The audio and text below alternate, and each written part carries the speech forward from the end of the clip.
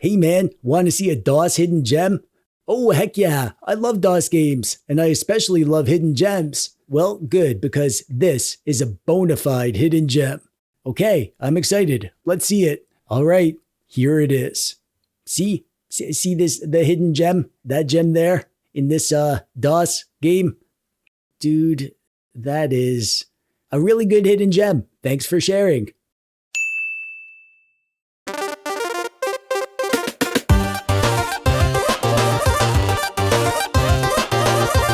Hey there, how's it going? I'm TechDweeb, welcome. Thanks for clicking on the video today. Those who know me well know two things about me. One, I eat all my meals over the sink because I'm too lazy to clean the table. And two, I'm big into DOS games. I grew up playing DOS games. Money was tight at our house, and we always had second or third hand tech, including the family computer, but DOS was so much more open and flexible than game consoles, so young TechDweeb found his way to building a big collection of DOS games that he could play even on our ancient hardware. You know, with like game compilation discs, demos from magazines, used games, shareware games from the dollar store, and even copying games that I borrowed from my friends. The DOS library was like a window into a whole world of gaming that felt bottomless to me. And looking back now, it kinda was. There are thousands and thousands of DOS games. And what's interesting about DOS is that it kinda chronicles the slow and steady march of progress for game development. Console game progress was bound by console hardware cycles, but in the world of DOS, the sky was the limit. And because DOS games could be released by anyone who could write a floppy disk and print a box to ship it in, the world of DOS games was a lot more homemade and scrappy. Lots of the big companies that we know today got their start from just a few guys in a garage hacking together their first DOS game in the 80s and 90s on beige computers with built-in ashtrays. But amongst all the most famous and well-loved DOS games that everyone knows about, there are tons of games that are becoming lost to time. Games that flew under the radar at the time, and now they get talked about less and less often as each year passes by. And that's where I come in. I'm going to show you some DOS hidden gems. This is what gems means, by the way. So you're not allowed to complain in the comments, at least not about whether or not these are hidden gems. Feel free to complain about other stuff, like how annoying and unfunny I am. Always nice to read those comments. I have 9 games to show you today. Why 9 and not 10? Because numbers aren't real. That's how many I did, so just shut up and watch the video. And click the subscribe button, of course. Let's start with a game that I had back when I was a shareware floppy disk hoarder. Alien Breed. I never had the full version of this, at least not before the magic of emulation entered my life, and I played the heck out of the first few levels over and over in the shareware version. When I downloaded the full version as an adult, I fired it up and almost immediately quit because it looked really basic and boring. However, I stuck with it, and I'm really glad I did because I got hooked all over again. There's not a whole lot to say about the premise. It's like Aliens, the movie Aliens. You've got tight claustrophobic corridors with scarce resources. The aliens aren't super tough or anything individually. However, when you actually play through a level, you realize it's almost more of a survival horror game. You need to be strategic with how you move through the world and use your ammo. And it gets tense, man. It's almost like Gauntlet. The old arcade game Gauntlet, but aliens, and also Resident Evil. I can't really explain it better than that, but if you like the sound of those things all smushed up together, you should try this one. Young TechDweeb loved it, and adult TechDweeb, well, he likes it too. This is Liero. I had this very vague memory of a game that I played with a friend on his family computer, but for the life of me, I couldn't remember what it was. And then one day, I was looking through screenshots of DOS games for some reason, and I saw it, and was finally able to put a name to the game that I had in my memory. Liero. And as I went to make this video, I learned that Liero is Finnish for the word worm. And that makes sense because this game is pretty simple to describe. It's Worms, but a real-time version. You can play this with your buddy on the same keyboard. I love those kind of games. You start by picking an arsenal of 5 weapons and you're dumped into a randomly generated map and you use your weapons to blast away the dirt and dig around and find your enemy and destroy them. There are some really great like explosion physics and fire effects. This one is just pure dumb one-on-one fun. There are lots of games like this nowadays. Games like Spider Hack or Bopple Battle, you know the kinds. This is like a retro game version of those kind of games. We all know the classic DOS medieval vibe click and point juggernauts like King's Quest and Quest for Glory, but Dragonsphere is a similar game that flew under the radar. I didn't know about this game until I got into emulation, and that's a shame because it is just as good as any of the best click and point games on DOS. It's a very familiar style of game. If you've played any of the LucasArts click and point games, you know exactly what to expect. What really surprised me is how immersive it is. Usually the story in these games isn't one of the selling points, but you can tell that this game was made with giving storytelling a high priority. The puzzles are easy enough that you'll scratch your noodle, but you probably won't need a walkthrough. The graphics are lovely with tons of detail in the environments, and apparently the story has a seriously unexpected twist that I stayed spoiler-free about, and I'm excited to learn what it is. If you like these kind of games and want more like those, then this is one of those, and you can play it. That might be the most useless sentence that anyone has ever spoke.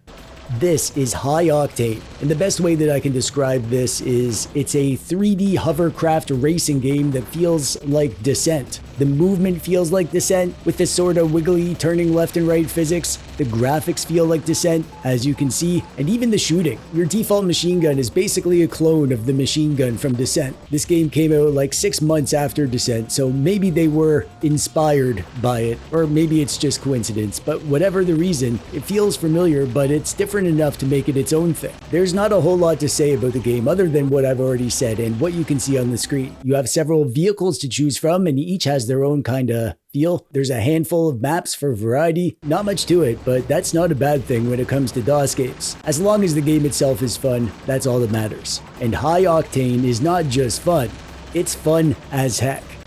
And we all know how fun heck is.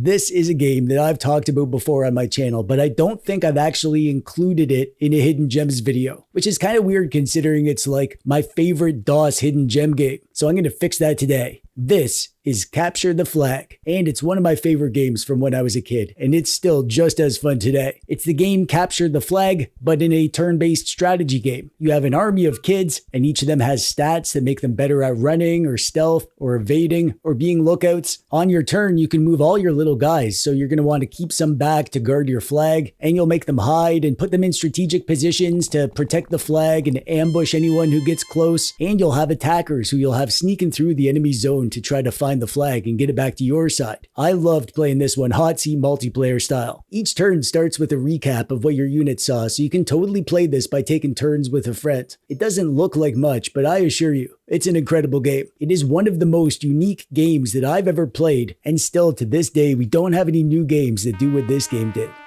This is Veil of Darkness, another game I didn't know about back in the day, but one that I find super interesting. I watched the first hour or so of this on a Let's Play, and it piqued my interest, and I grabbed it on GOG and installed it, and I can already tell I'm gonna love it. This is an isometric adventure game with light RPG elements and light action elements. It's really more of a puzzle-solving adventure game than anything. The setting is this like hidden, forgotten village that's cut off from the rest of the world, and you are the prophesized outsider that will save the land from the clutches of an evil vampire. Basically the premise of Curse of Strahd from Dungeons & Dragons. The story is great from what I've seen so far. That's one standout feature, but the graphics are the other major standout feature. This game looks so good. The isometric world is packed with tons of little pixely detail. There's lots of exploration and environmental clues to look out for. Pretty basic combat and gameplay, but that's fine. It works. This one is a spooky game though, so don't play it before bed. If you don't want to have nightmares and wet the bed. Again, hypothetically speaking, of course. So you need to trust me about this game. I know how it looks. It looks like an ugly, weird, janky mess of a driving game. And it kind of is, but that's not what matters. What matters is that this game is super unique and interesting and fun and so very a product of its time that you'll feel like you're in the 90s when you play it, with your Memphis wallpaper and Zach Morris haircut. I'm going to describe this like a driving game in the Doom engine. It's not actually in that engine, but it gives that vibe. And it's kind of like Crazy Taxi, where you have to pick up people and drop them off. And it's a dystopian cyberpunk future world where everyone has guns and is trying to kill you. And your cab is outfitted with guns too, and you can do the same. And it's also kind of like Grand Theft Auto, where you can just goof around and explore and cause mayhem. It's fun to be a psychopath and just go on a murderous joyride, but actually completing missions and progressing is a good challenge, and completing completely changes the vibe of the game. Back in the day, I loved this game for the violence and the guts, but playing it now as a mature, responsible grown-up, I like it for entirely different reasons. The guts are still pretty great, to be fair.